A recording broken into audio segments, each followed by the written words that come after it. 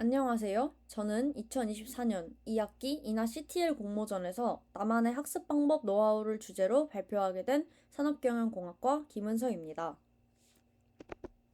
먼저 오늘의 발표 순서를 알려드리겠습니다.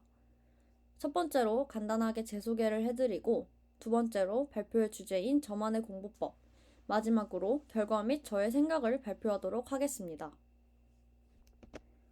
우선 간단히 제 소개를 하도록 하겠습니다. 저는 인하대학교 산업경영공학과 2학번 김은서입니다. 휴학 없이 3년을 쭉 다녀서 현재 3학년을 마친 상태입니다. 오른쪽에 있는 사진을 보시면 성적이 매우 낮죠? 1학년 2학기의 성적입니다. 저는 1학년 때 노는 걸 정말 좋아했습니다. 어린 시절부터 그냥 대학을 오기 위해서만 공부하였고, 그렇게 목표로 해오던 대학을 합격한 후에 아무래도 보상심리 같은 게 있던 것 같습니다. 나 20살이니까 마음껏 놀 거야 라는 생각도 매우 컸던 것 같습니다. 통학이 불가능한 거리라서 1학년 때부터 기숙사 생활과 자취 생활을 시작했고, 놀고 싶은 마음과 진짜 자유가 합쳐지니 저를 막을 수 있는 게 아무것도 없었습니다. 덕분에 정말 매일 술을 마시면서 놀았던 것 같아요. 그렇게 1학년을 방탕하게 보낸 후 1학년 2학기의 성적을 보고 정말 놀랐습니다. 3.1이 떠버려서 저 자신도 충격을 많이 받았던 것 같습니다. 공부를 안 한 건 저 자신이었지만 사실 놀 때는 어떻게든 되겠지 싶어서 아무 생각이 없었는데, 막상 성적을 보고 나니 생각이 많아진 겁니다. 그래서 2학년부터는 전공도 배우고 하니 학점을 메꿔야겠다는 생각이 강하게 들었습니다. 결과부터 말씀드리자면 그렇게 생각이 바뀐 이후로는 많이 성장했습니다. 오른쪽 사진을 보시면 위에부터 2학년 1학기, 2학년 2학기, 3학년 1학기의 성적입니다. 평점이 점점 오르는 게 보이시나요? 이렇게 스스로 부딪히고 성장하며 깨달은 저만의 공부법 또는 팁을 알려드리겠습니다. 알려드릴 저만의 공부법은 총 4가지입니다. 첫 번째는 수업에 집중하기입니다. 처음부터 너무 뻔한 말이라 놀라셨죠? 하지만 가장 기본이 되는 것이기도 합니다. 교수님께서는 과목을 가르치면서 시험 문제를 출제하시고 채점하며 성적까지 주시는 분입니다. 따라서 교수님께서 하시는 말씀과 교수님의 생각이 가장 중요하다고 생각하였습니다. 그래서 무조건 수업 시간에 앞자리에 앉았습니다. 뒷자리에 앉으면 잘 안 들리고 잘 안 보이고 교수님 눈에까지 띄지 않기 때문에 저 자신이 딴짓을 할 게 뻔했기 때문입니다. 그래서 맨 앞자리에 앉아 수업에 집중하며 수업 시간에 교수님께서 하시는 모든 말씀을 받아 적으려고 노력하였습니다. 사진을 보시면 강의 노트를 보여드리면 안 되기 때문에 블러 처리를 하였지만, 색깔이 있는 부분은 다 저의 필기라고 생각하시면 되겠습니다. 교수님들 중에서 강의 노트에 없어도 본인이 수업 시간에 언급하신 내용을 시험에 출제하시는 분들도 많고, 수업을 열심히 듣게 되면 1회독을 미리 한번 하는 것과 같기 때문입니다. 저는 이 사실을 깨달은 게 2학년 1학기 때인데요. 부끄럽지만서도 1학년 1학기에는 코로나가 아직 덜 끝났을 때라 줌 수업을 하면 제대로 듣지 않았고, 수업에 들어가서도 교수님이 보이지 않는 자리에서 딴짓을 하기 일쑤였습니다. 그 점들이 학점이 낮게 나온 주 이유 중에 하나가 아닌가 싶습니다. 두 번째는 시간 관리입니다. 시간을 최대한 효율적으로 쓰기 위해 노력을 많이 했습니다. 3학년에 접어들면서 전국 과목 6개에 임원진 활동에 아르바이트, 공모전까지 시간을 쏟아야 할 곳이 많았습니다. 일정이 생기면 왼쪽 사진과 같이 바로 캘린더에 적어두었고, 매일매일 해야 할 일들을 투두메이트라는 앱을 사용해서 카테고리별로 정해두었습니다. 그리고 자기 전에 다음날의 시간을 어떻게 분배할지 대략적으로라도 메모장에 적어두었고 지키려고 노력했습니다. 이렇게 말씀드리면 엄청 시간을 빡빡하게 쓰는 것처럼 느껴질 수도 있지만, 저는 제가 게으르고 미루는 성격이라는 것을 알기 때문에 미루는 것까지 다 계산을 해서 계획을 세웠습니다. 그렇게 하니 아무 계획도 없이 그냥 하루를 보내는 것보다는 훨씬 시간을 효율적으로 사용할 수 있었습니다. 세 번째는 나만의 효율적인 방법 찾기입니다. 사실 이게 가장 하고 싶은 말입니다. 저는 항상 효율을 중시하는 사람입니다. 효율이 좋으려면 나와 가장 맞는 것을 찾는 게 중요한 것 같아요. 그래서 저는 내가 가장 효율적으로 공부할 수 있는 방법과 시간, 장소를 찾았습니다.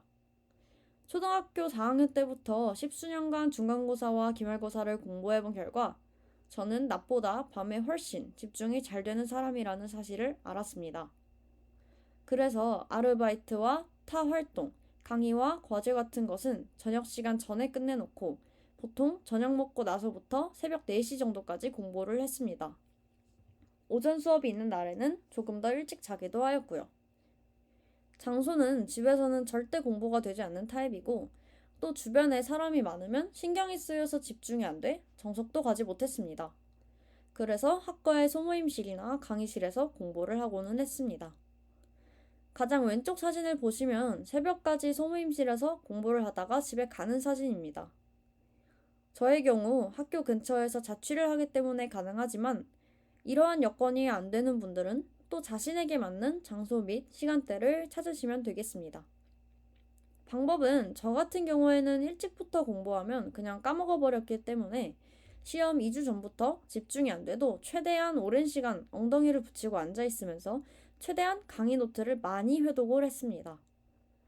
단순 암기 과목이면 강의 노트 전체 최소 5회독을 한 후 중간에 있는 사진처럼 혼자서 중요한 내용을 정리하였고 정리하면서 시험 문제 방식을 예상하기도 하였습니다.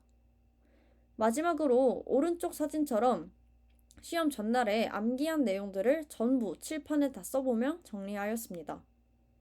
단순 암기가 아닌 풀이가 필요한 과목이면 강의 노트 5회독은 기본으로 하고 강의 노트에 있는 모든 예제와 가지고 있는 모든 족보까지 3번 이상씩 풀어보았습니다. 그리고 저는 개인적으로 말하면서 공부하는 게 머리에 잘 들어왔습니다. 특히 같은 과목을 듣는 다른 학우에게 전체 내용을 설명해주면 더 기억에 잘 남았습니다. 가르치다 보면 내가 모르는 부분과 부족한 부분을 발견하게 되고 그 부분을 한 번 더 복습하게 되더라고요. 저의 방법이 무조건적으로 좋다는 것이 아니라 각자에게 최적의 방법, 시간, 장소를 찾게 되면 비교적 더 효율적으로 공부할 수 있다는 것이 가장 여러분께 드리고 싶은 말입니다. 마지막은 동기부여 요소를 찾는 것입니다.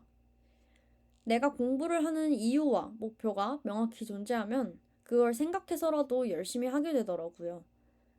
저 같은 경우에는 인하동동 프로그램을 참여하고 수상하는 것이 목표였습니다. 인하동동을 매주 참여함으로써 복습이 되는 것뿐만이 아니라 수상을 하려면 팀원 모두의 성적 또한 잘 나와야 했기 때문에 팀원들에게 민폐가 되지 않기 위해 시험 공부에 더 매진할 수 있었습니다. 거기다가 저는 장학금을 꼭 타고 싶었습니다.